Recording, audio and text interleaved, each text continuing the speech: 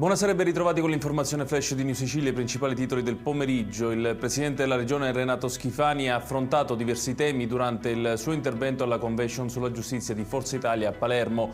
Sulla questione ASP di Trapani, Schifani ha parlato di un problema in via di definizione. Il governatore ha poi annunciato una manovrina per destinare fondi alle emergenze dell'isola e lanciato un messaggio alla Corte dei Conti.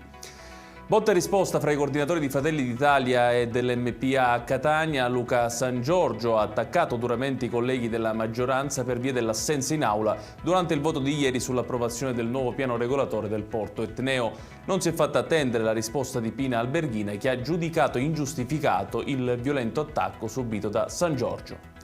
Emergono novità sulla morte di Elina Licari, la donna ritrovata morta dal marito all'esterno dell'abitazione del Petrosino nel Trapanese dopo essere stata aggredita da un cane. A rilasciare nuove dichiarazioni è stato il nipote della vittima, che ritiene responsabile un cane randaggio e non l'animale di famiglia come ipotizzato al momento dagli inquirenti.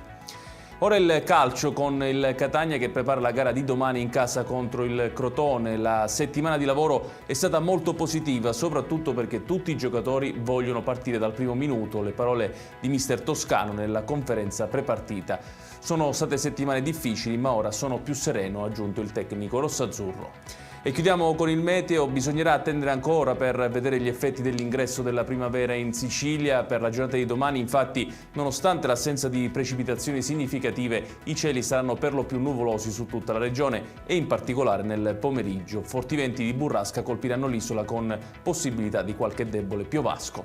Ed è tutto per questa edizione. Tutti i dettagli su queste notizie li trovate come sempre sul nostro sito www.newsicilia.it. Grazie per averci seguito e buon proseguimento di serata.